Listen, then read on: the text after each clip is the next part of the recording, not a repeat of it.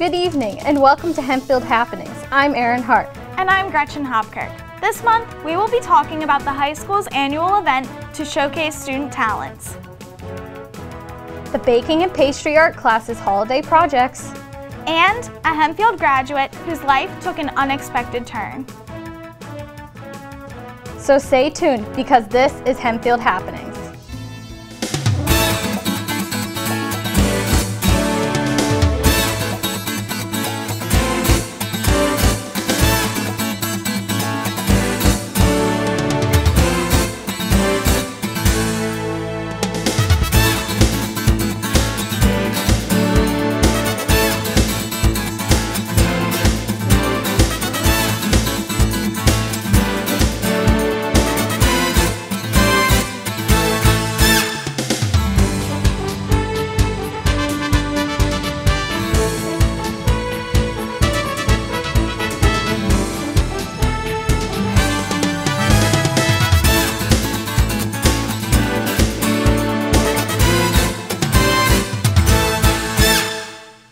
The district is progressing with the use of technology in the classrooms. Duncan Brady and Francesca Barrett went to learn about what kind of advancements the district made and how they were able to go forward with them. Just roll that. Now we're really looking at the students helping to create and guide their own learning. With the dynamics of public education changing year to year, school districts in Pennsylvania have had to find innovative ways to maintain a modern and differentiated learning experience. Hempfield School District stepped up to the challenge with the one-to-one initiative. The basic premise of the equipment we're going to be providing is a mobile learning device for every student. It's really a teaching and learning initiative. It's not just about the technology. We're going to be talking about some ways we're looking at transforming instruction and improving the tools that teachers have access to and students have access to in the classroom. So we are looking at providing an iPad to every student. The plan is to begin next year with 4th grade and then in subsequent years expand that out over about the course of about 4 years to cover K through 12. We're looking at a phased-in approach for our professional development training as well. Looking to, again, as we start with 4th grade, we'll start with those teachers plus a few additional teachers in the spring, work through some of that as well as offering them training throughout the following school year. As we expand the program from there out, we will include those teachers and also use the teachers that we've already trained to help us do some training with other colleagues as well. The 3 new elementary buildings that were recently constructed, the networks in those buildings were all built with one-to-one in mind. And so really if you're going to tackle the high school, you need to do the whole thing at the same time, which is what we intend to do, but we figured that attempting to tackle that in the first year was a pretty tall order. Something that we're trying to target and make sure that the instructional time available is used as efficiently as possible by all of our learners. The technology task force was formed almost a year and a half ago. We've been, as a district, talking about one-to-one and what that would look like for a lot longer. The vision that we have here in the district for how this is going to work is that it's really more than just a textbook. The ability for teachers to have a more active dialogue with students electronically. So obviously there's going to be all kinds of benefits to being able to access electronic textbooks and things like that, but that's really, I think, just scratching the surface of what we're going to be able to do once the devices are out there. Instead of having a textbook for a course, you may say, okay, for Unit 1 I'm using this resource, for Unit 2 I may use something else. One of the key components of the financial plan is the high resale value with the iPad, and that money then that we get from reselling devices goes back into the next cycle and helps to pay for those incoming devices. The board will be voting on the decision to move forward in January. I'm very excited to see what the students end up doing, and I think they're going to end up surprising their teachers and themselves a lot with what they're going to be able to do with the tools that we give them. It didn't just appear overnight, and for the last... The Hempfield Foundation, a financial supporter of the One-to-One initiative, received funds from the Extraordinary Give event in November. Francesca Barrett visited the Lancaster County Community Foundation, where it began. For the 3rd consecutive year, Hempfield has participated in the Extraordinary Give. This year, they're using the donations in an extraordinary way. Yeah, so this was our third year doing Extraordinary Give, and it's definitely grown a lot over time. In the first year, we raised about $1.7 million, and this year we raised $4.5 million. The number of organizations has been growing as well. This year we had over 300 organizations participate. Although the Lancaster County Community Foundation helps organizations throughout the county, Hempfield was also impacted from this event. First Extraordinary Give was in 2012, and I'm involved with Hospice of Lancaster County, so I received emails from them promoting Extraordinary Give. We, as a foundation, decided to participate in Extraordinary Give. We decided that we needed to have a focus. So we identified our initiative as Connect Every Student, so that all the dollars we would raise through Extraordinary Give would go to the Hempfield School District to support that one-to-one initiative, connecting every student. Thanks to this event, Hempfield is initiating the one-to-one program next school year. For Hempfield Happenings, I'm Francesca Barrett. Every year, Hempfield Students' Councils host a variety show. Both Gretchen Hopkirk and Luke Mondock covered this event.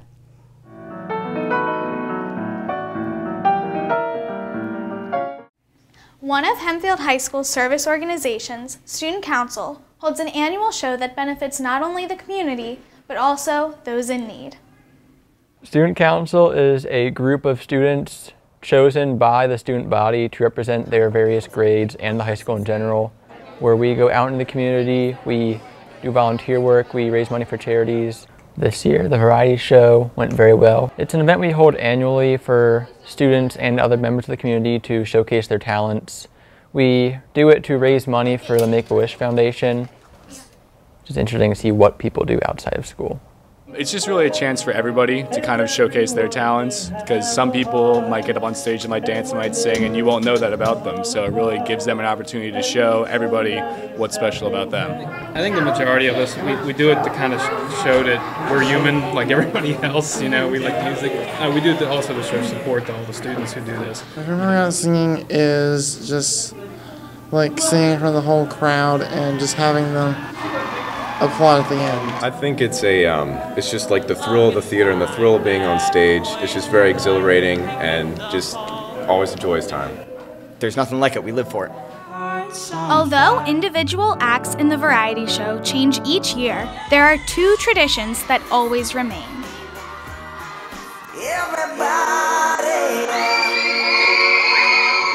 I'm here in Hempfield's Performing Arts Center, where every year senior boys and girls perform dances in Hempfield's variety show.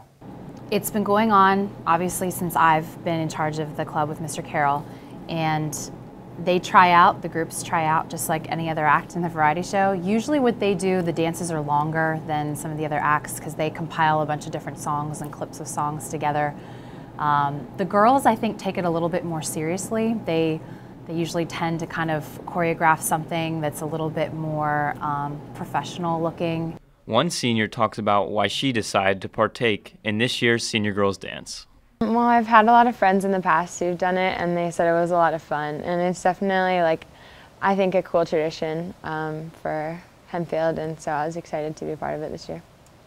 The Senior Boys Dance may be a newer idea than the Senior Girls Dance, but it has become an equally strong tradition. It was a dance kind of to compete against the Senior Girls Dance, which has been the longest running variety show act. But it also was kind of there to mock the Senior Girls Dance, and it's more of a joke, it's more for the fun, but we always try and outdo the Senior Girls with the costumes or with the crazy choreography or song selection. I think the past few years the boys have done a really nice job choreographing a dance and actually teaching it to the other members of the group, and they look very polished when they're up on stage. The Senior Girls and Boys Dances are both Hempfield traditions.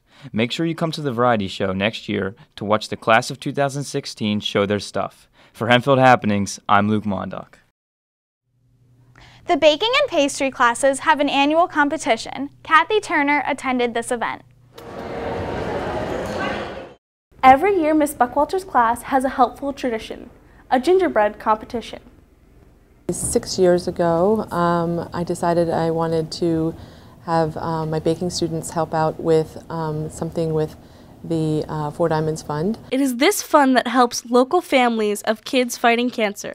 $1,691 for this semester. I had them go out and ask a business if they wanted to be participate in the gingerbread show. It's actually my parents, and they own a travel agency, and I asked them to sponsor, and they gladly did it. One of our members, he asked somebody while he was over at a place, and the guy does interior and exterior design at houses. The classes also learned how to work under pressure. They usually have to brainstorm if something breaks, what will they do, what's plan B, sometimes they have to go to plan C or D. Towards the end, everything started breaking, so we had to fix a lot of that stuff.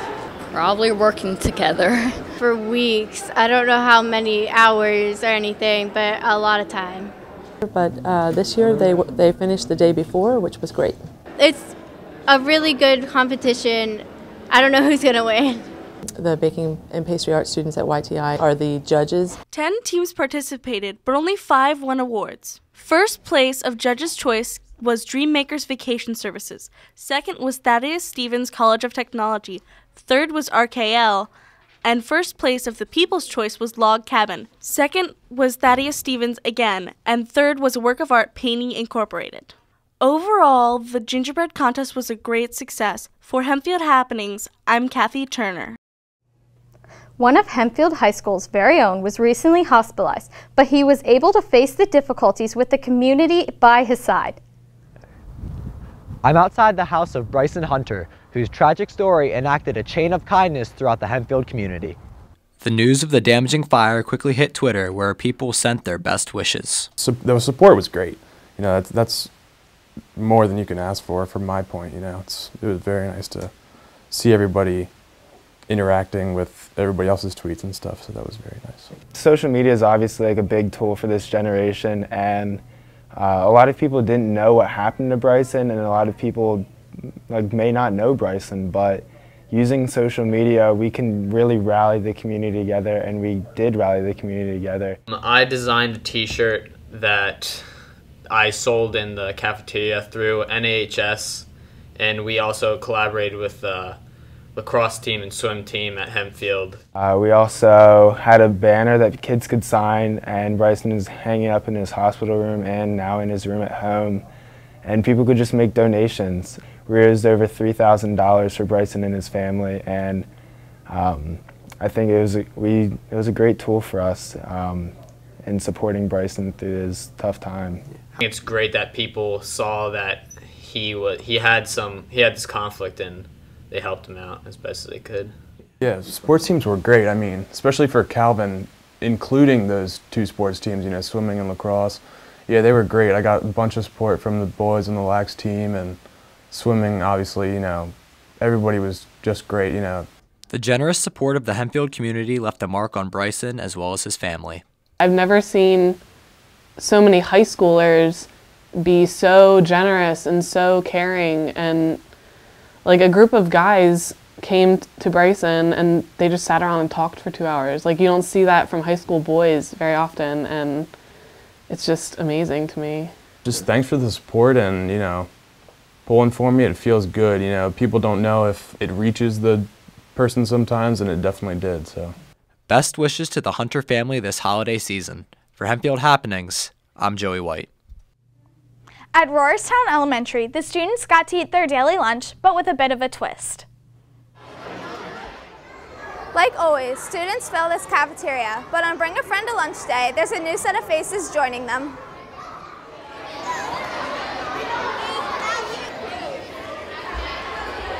Yes, please. It's bring a Friend to Lunch Day. And you want to spend time with your family, like bring someone. Yeah. Bring a Friend Week. My name's Linda Zuber, and I'm the cafeteria manager at Roarstown Elementary School. And Bring a Friend to Lunch Day is basically self-explanatory, where you bring a friend, bring a grandparent, bring your parent, or whoever you want to share that day with them at school and eat lunch.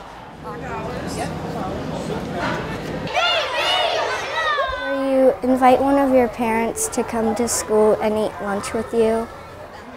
You get to eat with them? You get to eat lunch with them? We just get to bring them into lunch.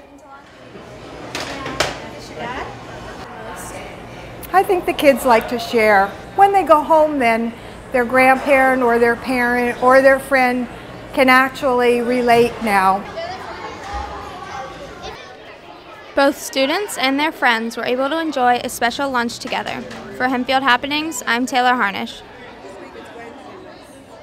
Hempfield has implemented the Freshman Academy that just started last year. Gretchen Hopkirk learned more about the changes. Okay, now it's bubbling. Okay, go ahead, put it. Okay, pull it out. Hempfield School District's largest building is the high school, with over 2,300 students. Recently, steps have been taken to help freshmen adjust more quickly to their newer and bigger environment.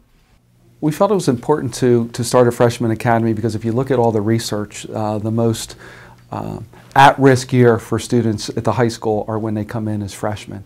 So we thought that we needed to develop some supports and some resources in a program that would help freshmen during that very difficult transition coming from middle school to high school. We spent a whole year visiting schools, conducting research, meeting as a committee, planning it out, and then based off of all that planning time and that committee work, we established the guidelines and the criteria for the Freshman Academy. The Freshman Academy provides more than just academic advantages. The major distinction with the Freshman Academy is the lunch flex period. All the freshmen have lunch together. I've really seen our class last year form a strong sense of class identity because of that time where they're all together at one time consistently. Because really that didn't exist anywhere else before. Our discipline numbers have gone down significantly in the freshman classes since we started the Freshman Academy. And I think it's because of that personalization there that we have teachers that are assigned specifically to the Freshman Academy. The freshmen have a common flex with all of their teachers, so if they need academic support, the teachers are available to support them academically as well. So in the 2 years that we've had the Academy, the data that we've received has been really, really good. Since its beginning last year, the Freshman Academy has provided students with academic, social, and behavioral benefits. For Hempfield Happenings, I'm Gretchen Hopkirk. After high school, most students only worry about the challenges they will face in college. However, for a 2014 Hempfield graduate, the struggles became even harder this past fall. Last spring, 501 students graduated from Hempfield High School. Among these students was Jenna Foltz, who now takes classes at Harrisburg Area Community College. However, Jenna now has more to focus on than just her schoolwork. After her high school graduation in June, Jenna was diagnosed with lymphoma in October. I recognized like a bump on my neck, so I didn't really know what it was, so I let it go. But I went to the doctors and they wanted like a more like close up. So like it was like an enlarged lymph node, and like everyone has it throughout their body, but like it's not supposed to be enlarged. So they had to like take a biopsy of it anyway, and they found Hodgkin's lymphoma. I get treated at Hershey Medical Center, and I get chemo. So I'm on a bunch of different kind of medicines. I really can't tell you because I don't really remember. There's like too many to keep track. I didn't really think I would be diagnosed with it. I was scared at first because I didn't really know what was going to happen, but everyone was telling me it would be okay. It definitely has made her stronger. She's always been very optimistic about everything. That's what I said, my little Susie Sunshine, that's what I always call her. Every situation she tries to find good in it. Like if I'm upset or something, she's like, Mom, it'll be okay. She's probably handling it better than any of us at all. She's just that positive person all the time, so she's continued that. I get treated every 3 weeks for 3 days, and then like the following week, so probably I don't know, like 3 days a week. Her condition has improved greatly. When she first had her PET scan, there was this big cloud, this big black mass, and you could really see it on the PET scan. And then a week and a half ago, she had another one after her treatment, and it's almost completely gone. It all looks clear now. There's just some lymph nodes in there, so it's everything that was active is gone. So it's just getting rid of some lymph nodes. She'll have a treatment, and they expect that to be pretty much the last major treatment she has to go through, and then she will probably just go through some little things here and there and keep getting checkups. Although they have always been close, Jenna's battle has united the Foltz family even more. I mean, I obviously loved her before, she's my sister, but we've gotten a lot closer, spending more time together and everything. They're so busy and they kind of keep going their separate ways, but they've been doing a lot more and hanging out a lot more together. And our families were always close, but it just has made everybody a lot closer, I think. Especially those that are farther away, they're checking in on us. She's gotten major support from the field hockey team, both past and present players. She's been getting bombarded with cards from everybody. And the seniors came over the other night and gave her a bunch of things that the field hockey team and the booster club got together. Four Diamonds has been the best, the greatest. They're there just for anything, to talk, to help us out with anything that we have questions about. So there's a lot, and I think that has gotten her through. It really helps. You just need to stay positive. Like, we stay as positive as we can just for the sake of her, even though it gets tough, obviously, but you just need to stay positive no matter how good or bad it is. Thanks to support from her friends, family, and the community, Jenna's condition has improved tremendously since her diagnosis. A positive attitude can truly have an incredible impact. For Hempfield Happenings, I'm Anna Williams. Something new has happened in the Hempfield curriculum. Mandy has the story.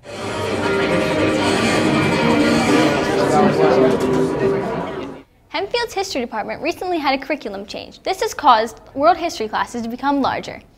What we did was we condensed the 2 years of American history to 1 year, but it wasn't a complete condense, I guess you could say, because we did shift some of the 9th grade curriculum to 8th grade also.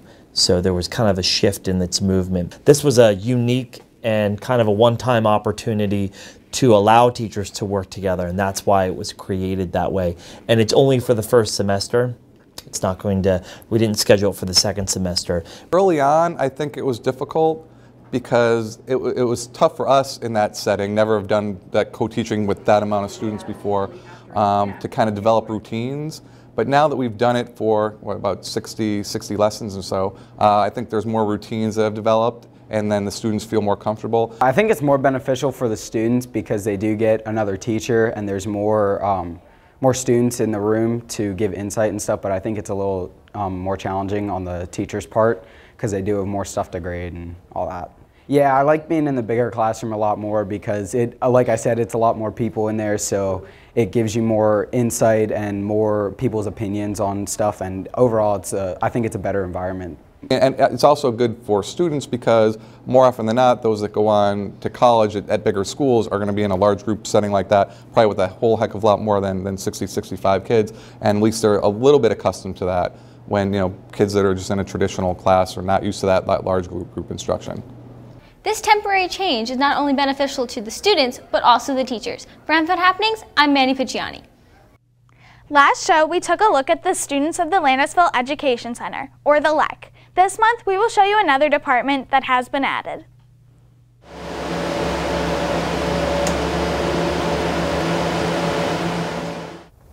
At the beginning of this school year, the students of the Rohrstown Education Center were able to move into the new Landisville Education Center. But that wasn't the only move that took place. Previously, we were located in the administration building, which was it's right across the parking lot from us. Child Nutrition Department was located in a house along Kaufman Road, which really wasn't a good location for them either. LEC was really specifically designed to address the alternative education needs, the technology needs, and by doing that, we freed up space to move child nutrition back to the admin building as well. We have a training room now where we can bring in people, we can hold conferences. The old tech portion used to be like in the basement of the admin building on a raised floor, and there was issues sometimes with everything from water to whatever. So we were kind of on top of each other. We have a lot of parts for laptops, a lot of parts for desktops and iMacs and different things like that floating around. Not to mention, if we get a shipment of computers in that we need to get ready, we could only get maybe 10 to 15 ready at a time. Now we have the ability, if we need to get up to 45 ready at a time. So it saves us time, and we have a little more space for our own individual work areas as well. We have an office that has very high ceiling, which is nice, and some frosted skylights around, so we get a lot of natural light. It's a great place to work. I mean, I love the people I work with. It's just a great team that provides a lot of input and a lot of work. It's a great addition to Hempfield, and I think it's going to dramatically help us as we move forward with not just a one-to-one initiative, but really all of the operations of the district in general, since just about everything you can think of relies on technology in some way. With ample workspace and ability for increased productivity, the new tech building is an exciting addition to the Hempfield School District. For Hempfield Happenings, I'm Rachel Raboyne. Look for our show next month, which will be hosted at Penn State University. And now, as the 2015 begins, Chris Detweiler went around the district to ask students and faculties what their New Year's resolutions would be. My New Year's resolutions are, number one, to get a lot more sleep. That probably isn't going to happen until after I retire. Yeah, my resolution for this year is to eat a bit healthier and to get a little bit more exercise. My New Year's resolution is just like spend time with my family. To gain 10 pounds of man meat. 2, to get more exercise. My New Year's resolution is to meet Jennifer Aniston. My New Year's resolution is to make a better New Year's resolution next year. 3, to play more golf. Maybe I'll start doing that, maybe a little running, get back into playing some basketball, maybe a little more physically fit. Need to exercise more and play more basketball. That's pretty much it. And 4, hoping to spend more time with my granddaughter. I resolve to take a nap every day. My New Year's resolution is to spend more time with my lovely wife. My New Year's resolution is to complete my pilot's license and maybe, just maybe, get a window. To get straight A's for the rest of the year and not get in trouble. My New Year's resolution is to get a New Year's resolution. Maybe not get all straight A's, but maybe sometimes B's or C's. I'm going to try to arrest less people. Pass honors chemistry. Get better grades. To graduate. Playing football. That I get good grades and my teeth grow.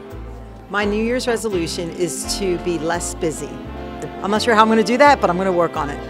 My New Year's resolution is to become Jennifer Lawrence's boyfriend. My New Year's resolution is to be less perfect, because I already am. To be a good 5th grader, read better and actually read books that my classroom reads. I like to be Elsa, Anna, and Olaf.